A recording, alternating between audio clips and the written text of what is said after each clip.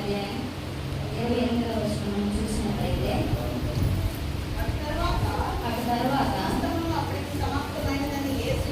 సమస్తమును అప్పటికి సమాప్తమైనదని యేసు ఎరిగి లేఖనము నెరవేరినట్లు నేను తప్పికొనుచున్నాను. ఈ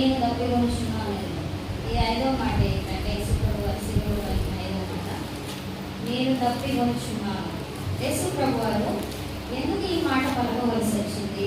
ఏంటి ఈ సందర్భం అంటే, లేఖనములు నెరవేరినట్లు అంటే తండ్రి అయిన దేవుడు యేసుక్రీస్తును ఈ భూమి మీదకి పంపించి, నువ్వు ప్రజలందరి కోసం ప్రాణం పెట్టాలి, నువ్వు ప్రాణం పెట్టిన ఆ యొక్క రక్తం ద్వారానే అనేకులు పాప విమోచన కలగాలి అని చెప్పేసి యేసు ప్రభు వారిని లోకానికి పంపించాలి అని చెప్పేసి ఒక ప్రణాళికను రూపొందించారనమాట. అయితే దప్పిక కొనిన వారి ద్వారా నా దగ్గర రండి, నేను మీకు నీళ్ళు ఇస్తానని చెప్పి యేసు ప్రభు వారికి ఎందుకు దప్పిక అయింది చెప్పండి? ఆయన తలుచుకుంటే దాహం తీసుకోగలరు కదా. అంతేకాకుండా యేసుక్రీస్తు వారు నేను తప్పికొనుచున్నాను అని చెప్పేసి కొన్ని సందర్భాల్లో మనతో మాట్లాడుతూ వస్తున్నాడు అనమాట. ఏంటంటే అది సమస్య దగ్గరికి వెళ్ళి నేను తప్పికొనుచున్నాను అని చెప్పేసి ఆమె దగ్గరికి వెళ్ళి అడుగుతాడనమాట.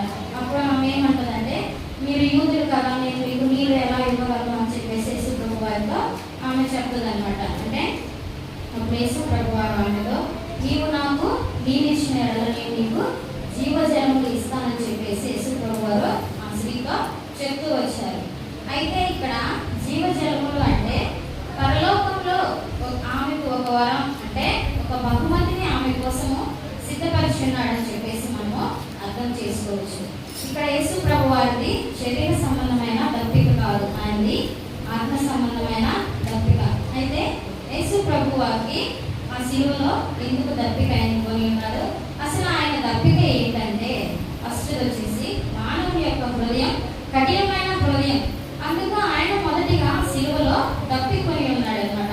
అంతేకాకుండా అనేక ప్రజలు మారు మనసు రక్షణ పొందాలి, నా వైపు తిరగాలి అని చెప్పేసి ఆ శిలువలో రెండవదిగా తప్పికొని ఉన్నాడు. అంతేకాకుండా ఎవరైనా ఇంకా మార్పు చెందుతారేమో అని చెప్పేసి యేసు ప్రభు వారు ఇంకా తప్పికొని ఉన్నాడు. అలాగనే మనం నిత్యజీవం పొందుటకు అనేకులకు పాప విమోచన ప్రయత్నము కొరకు ప్రతి వాని మోకాలు యేసు నామములో వంగునట్లు మనల్ని శాపం నుండి విమోచించడానికి, మనల్ని బ్రతికించడం కొరకు, తండ్రి చిత్తాన్ని నెరవేర్చడం కొరకు మనలను పరిశుద్ధపరచక ఆయన శిలువలో తప్పికొని ఉన్నాడు.